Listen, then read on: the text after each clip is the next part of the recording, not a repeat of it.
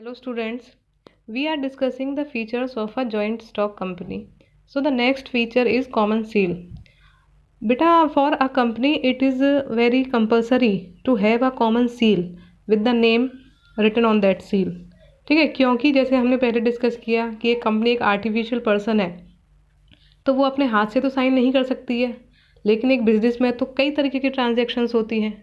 कुछ सेल करना होता है, कुछ ख़रीदना होता है, कोई कॉन्ट्रैक्ट साइन करना हो, कोई एग्रीमेंट साइन करना हो, तो हज़ारों तरीके के डॉक्यूमेंट्स पर सिग्नेचर्स करने की ज़रूरत होती है।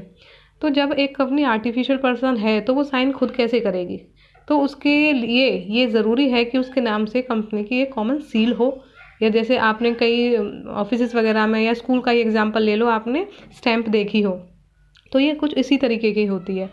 ये इसीलिए ज़रूरी है ताकि ये इसकी स्टैंप लगने के बाद, कंपनी की स्टैंप लगने के बाद जो जिस डॉक्यूमेंट पे वो स्टैंप यूज़ की गई है वो फॉर्मल हो जाता है। ठीक है, उस पेपर पर जो भी चीज़ें लिखी हुई हैं और कंपनी की सील लगी हुई है, तो कंपनी उस काम के लिए बाउंड हो जाती है। ठीक है, सो अ कंपनी मे और may not have a common seal. If a company has a common seal, it must be affixed to the document such as agreement of a company. ठीक है, तो ये मैंने आपको अभी बताया। If a company does not have a common seal, अगर company के पास कोई कॉमन सील उसने नहीं बनवा रखी है तो क्या होगा? तो फिर उसको कॉमन सील की जगह कोई किसी इंडिविजुअल को रिस्पॉन्सिबिलिटी देनी होगी कि वो कंपनी के बिहाफ पे सारे डॉक्यूमेंट्स वगैरह पे सिग्नेचर्स करें। ठीक है, so if a company does not have a common seal, then the person signing the document should be authorised by the board resolution. तो जिस इंडिविजुअल को आपने रिस्पॉन्सिबिलिटी दी है वो आपके बोर्ड ऑफ डायरेक्टर्स के द्वारा अपॉइंटेड होना चाहिए. Right, next one is risk bearing.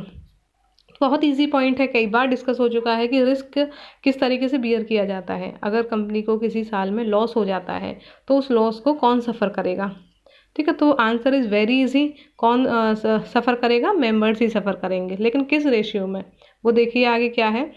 The risk of losses in a company is born by all the share holders. ठीक है, this is unlike the case of the sole proprietorship or partnership firm where one or few persons respectively bear the losses.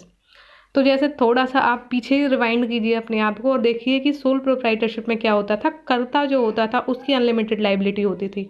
ठीक है, और partnership में हमने types पढ़े थे partnership के, जनरल और स्पेसिफिक वाला. तो स्पेसिफिक में कुछ पार्टनर्स जो होते थे वो लॉस को बियर करते थे, लेकिन यहाँ पर क्या है, एक कंपनी के अंदर जितने भी मेंबर्स हैं या फिर हम कह लें जितने भी शेयर होल्डर्स हैं वो लॉस को बियर करते हैं in the ratio of their capital sharing. जितना उनका बनता है, जितनी उन्होंने कैपिटल इन्वेस्ट की हुई है, ये हम अभी पहले एग्जाम्पल में समझ भी चुके हैं.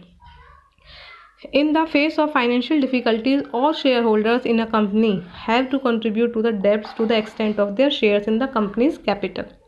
The risk of loss thus gets spread over a large number of shareholders.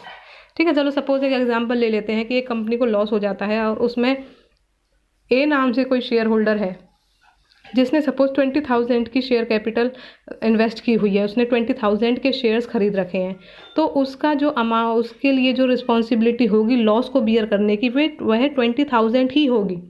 अगर वह 20,000 ऑलरेडी कैपिटल दे चुका है, ठीक है, तो उसे अब वो पैसे वापस नहीं मिलेंगे क्योंकि कंपनी को लॉस हो चुका है, कंपनी डूब चुकी है, तो उसके 20,000 भी एज ए लॉस में वो जा चुके हैं.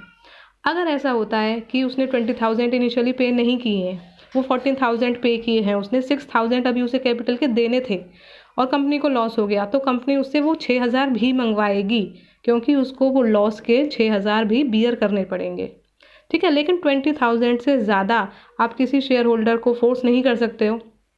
जितना उसका अमाउंट ऑफ शेयर कैपिटल है उतना ही वो लॉस में पार्टिसिपेशन करते हैं.